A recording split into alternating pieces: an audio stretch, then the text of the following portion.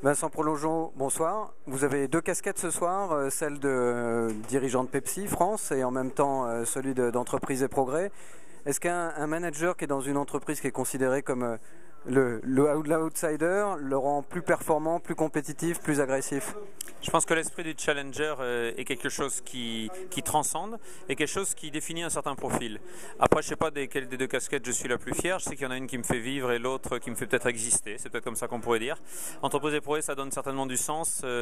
Et Pepsi est une boîte, en tout cas, qui me permet de vivre un certain nombre de propositions que je fais aussi au sein d'Entreprise et Progrès. Quel est le degré de liberté qu'on a justement dans un grand groupe, parce que vous faites des choses quand même qui sont très différentes de ce qu'on peut peut-être trouver dans d'autres pays. Donc on vous laisse un petit peu les clés libres du moment que finalement la performance est là? Je pense que la liberté, ça se conquiert par définition, c'est-à-dire que dans aucun bouquin on m'a dit que je pouvais le faire. C'est à vous de sentir ce qui peut être fait, ce qui peut ne pas être fait. Après, je ne crois pas dans le village gaulois, parce que ça c'est mort. On est dans une mondialisation, c'est évident.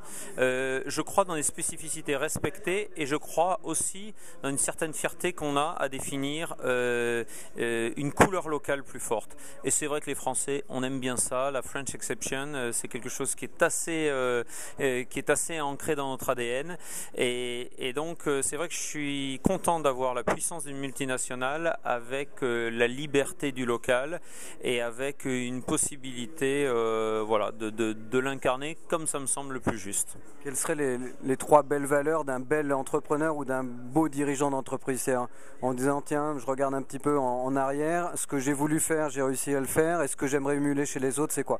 Des choses qui vous tiennent énormément à cœur. Alors je dirais qu'il y a trois mots moi qui me tiennent à cœur. Le premier c'est la transparence. Et la transparence, je sais qu'elle a été beaucoup critiquée ces temps-ci là, avec tous les Wikileaks.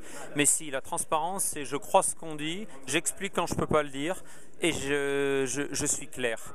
Et réellement, aujourd'hui, toute la génération Y, elle la demande. Le deuxième, c'est l'excellence parce que c'est bien mignon d'être transparent, mais dans un monde super compétitif, si vous n'avez pas aussi le goût de l'excellence, d'abord les gens se lassent et en plus c'est pas performant très longtemps. Donc la pérennité, elle repose aussi sur cette notion d'excellence. Et le troisième, c'est le fun, parce que je pense que de la même manière qu'on boit du Pepsi pour avoir un peu de plaisir et un peu plus de plaisir qu'avec de l'eau plate, et bien de la même façon quand on va bosser, si on a du fun et si on aime ce qu'on fait, et bien je peux vous garantir que c'est la première clé de la productivité de collaborateurs. Est-ce que ça veut dire que finalement ce dialogue aussi entre les entrepreneurs et les bons managers d'entreprise est un truc évident et obligatoire pour réussir à faire changer la société? Ouais, je pense qu'il y a un mot qui s'appelle le dialogue social qui renvoie à un dialogue entre syndicats et patrons. Et celui-là, je pense qu'il aurait besoin d'être sérieusement renouvelé. Mais par contre, il doit être transposé sur l'ensemble des collaborateurs. Et c'est évident que la capacité de dire, la capacité de réagir, la rapidité avec laquelle on peut le faire et l'esprit, je dirais, sans convention, est une des clés aujourd'hui pour réussir à manager les nouvelles générations. Merci Vincent Prolongeon, bonsoir. Merci, bonsoir.